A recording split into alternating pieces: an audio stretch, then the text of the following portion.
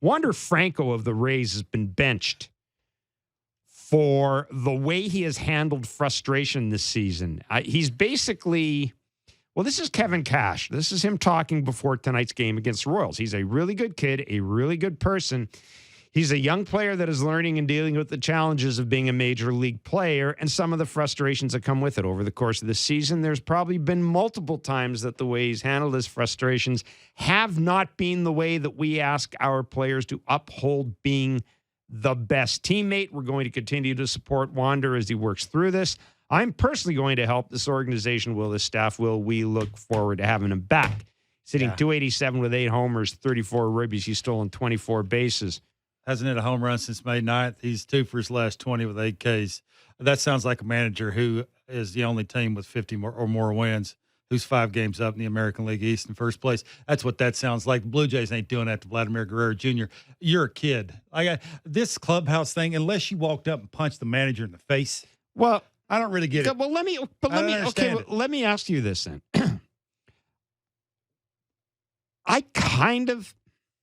We don't know what. Maybe he went up and punched the manager in the face. We don't know. Yeah.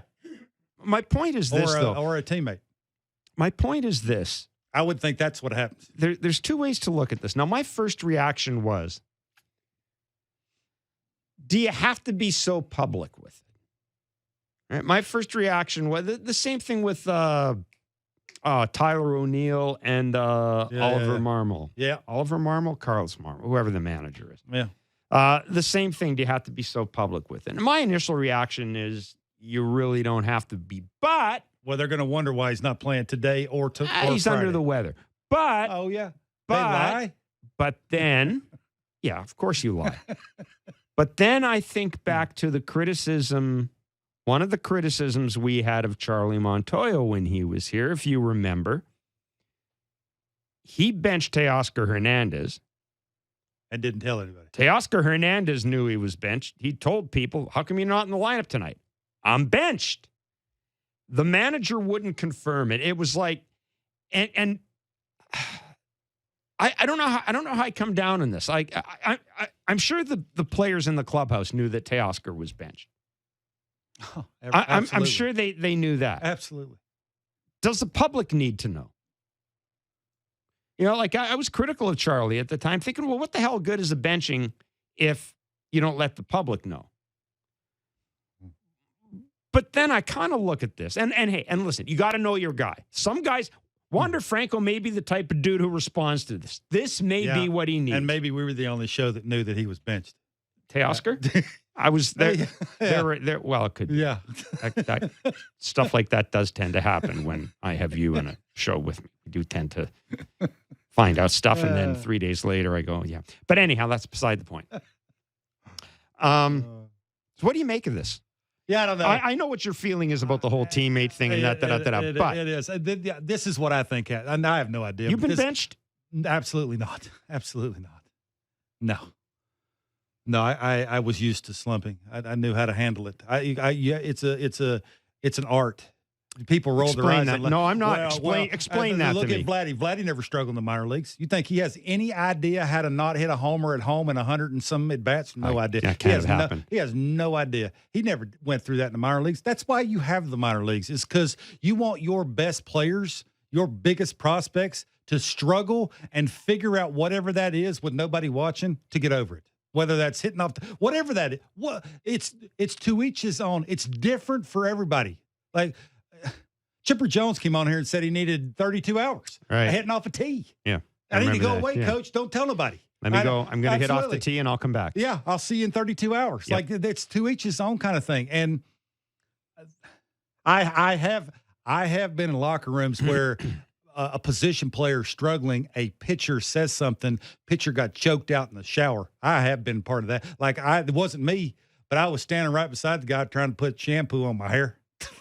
Yeah, this happened. And the manager walks in and is just basically like, we get it. We understand. Fix it. Like, do whatever. I'm assuming that's what happened. Like it's probably carried over to somebody made a smart comment. He didn't like it.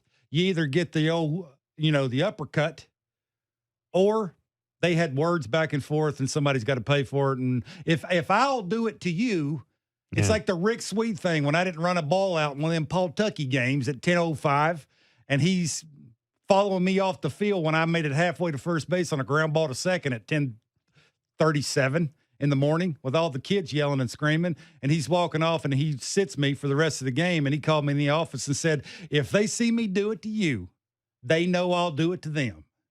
I'm thinking here, and again, this gets back to their 5 games up in first place. They got 52 wins. They got more wins than anybody in baseball. It's real easy to say this, and again, I do think there's something to that, right? If they see me do it to you, they know I'll do it to them. So, again, we have no idea, but I've been in enough locker rooms to know normally it's not the player against the manager.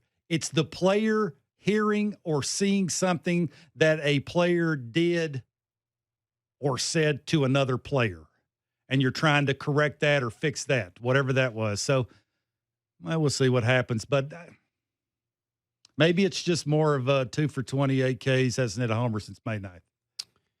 Well, I mean, he's still the numbers aren't horrible. They're not. He's got 24 stolen bases, winning, like you mentioned. Yeah, I'm thinking of that play this year where he caught the ball, flipped it in the air, and then fired to first base. I mean, Seemed pretty confident. We do know that he plays. He is certainly does plays not like he signed a deal. Yes, he does. He plays does like Vladdy play like he signed a deal? No, but does Bo play like he signed a deal? I'm just wondering. There's a thing to that. I'm just wondering if, the whole public shaming in public thing is what I wonder about. I don't think he really. Kevin didn't really do that though. Kevin says obviously it sounds to me like this has happened before and nothing was done about it. It sounds like it was a combination. He said to of things, Wander yes. Franco, if you do it again, I'm going to have to do something. Like I've had enough of this. Like obviously some words with whoever, some punches with whoever.